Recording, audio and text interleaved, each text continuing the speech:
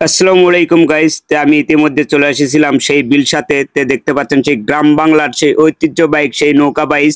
দেখতে পাচ্ছেন হয়তো আপনার এর আগের হয়তো অনেকগুলো ভিডিওই দিয়েছি। এই লাস্ট যে ফাইনাল খেলাটি, যে ফাইনাল খেলাটিতে দেখতে পাচ্ছেন একসাথে সেই ৩টি নৌকা ছাড়া হয়েছে, একসাথে ২টি নৌকা দেখতে পাচ্ছেন। আর এই নিউ একতা এক্সপ্রেস এটা প্রথম স্থান অধিকার করবে, যেহেতু তাদের চেয়ে অনেকটাই এগিয়ে আছে এবং একসাথে আছে বাংলার বাঘ এবং আলমদিনা।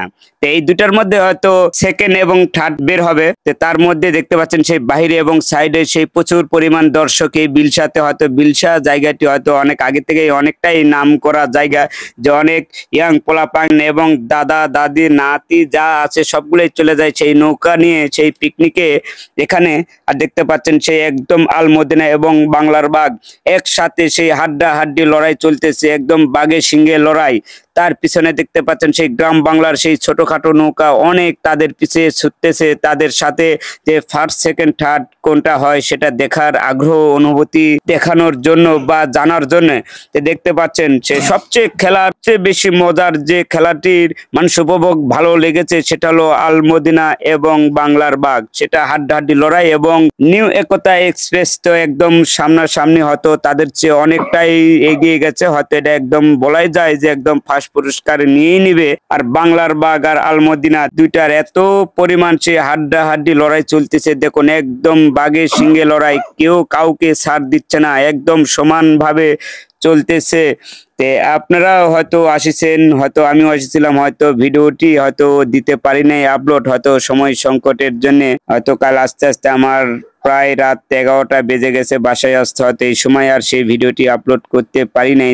দেখুন সেই গ্রাম বাংলার ঐতিহ্যবাহী সেই নৌকা বাইচ আলমদিনা এবং বাংলার বাঘ সমানে সমানে লড়াই চলতেছে। মনে হচ্ছে যে কেউ কাউকে ছাড় দিচ্ছে না। নৌকা বাইচ তো হতেই হবে এমন, একদম সমানে সমান। লোহা লবণ সমান সমান, হয়তো এই কথাটা আমরা অনেক আগে থেকেই শুনে আসতেছি। আজকের এই বিলসাতে এই নৌকা বাইচ আলমদিনা এবং বাংলার বাঘ দেখেই মনে হচ্ছে যে লোহা লবণ আসলে আজকে সমান সমানেই হয়ে গেছে। আর তার সাথে নিউ একতা এক্সপ্রেস তো তাকে হয়তো ধরাই যাবে না, সে হয়তো অনেক আগেই বের হয়ে চলে গেছে। ফার্স্ট পুরস্কার হয়তো সে নিবে। হয়তো অলরেডি আপনাদেরকে হয়তো দেখাবো দ্বিতীয় এবং তৃতীয় স্থান কোনটা হয়তো স্থান অধিকার করে, কারণ রেজাল্ট গুলো জানাতে পারবো একদম সেই শেষ সীমানায় পৌঁছালেই আপনাদেরকে হয়তো জানাতে পারবো যে কোন নৌকা হয়তো দ্বিতীয় এবং তৃতীয় হয়েছে।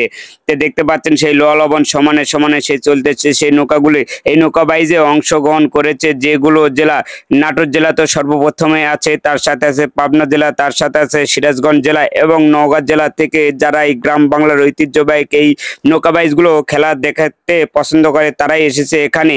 হয়তো তার বাইরেও হয়তো অন্যান্য জেলার হয়তো লোকজন আছে, হয়তো আমি সেটা শিওর জানি না, কিন্তু এই 4টি জেলার লোকজন একদম ভরপুর এই বিলসাতে এই নৌকা প্রাইজ দেখতে এসেছে। তারা একদম ঝাঁকে ঝাঁকে দেখুন চারপাশে একদম সেই গোটা বিলসাতে আজকে উৎসব মুখরিত অবস্থায় আছে এই নৌকা বাইচ।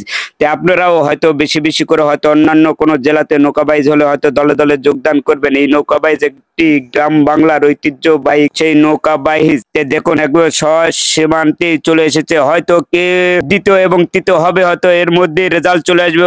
বাংলার বাঘ দ্বিতীয় এবং আলমদিনা তৃতীয়, এবং তার সাথে তো ফার্স্টে আছে নিউ একতা এক্সপ্রেস তো হয়ে গেছে, এবং অবশেষে সেই আলমদিনার নৌকার সেই মাঝি হয়তো নৌকার নিয়ন্ত্রণটা হারিয়ে ফেলেছে, ফেলে একদম শ্যালোর নৌকার সাথে লেগে দিয়েছে। দিয়ে দেখুন তারা একদম লাফাঝাপি করে পড়ে গেছে এবং স্টেজের সামনাসামনি গিয়ে তারা এই নৌকার ব্যালেন্সটি হারিয়ে ফেলেছে। ভিডিওটি ভালো লাগলে বেশি বেশি করে শেয়ার করবেন। ধন্যবাদ।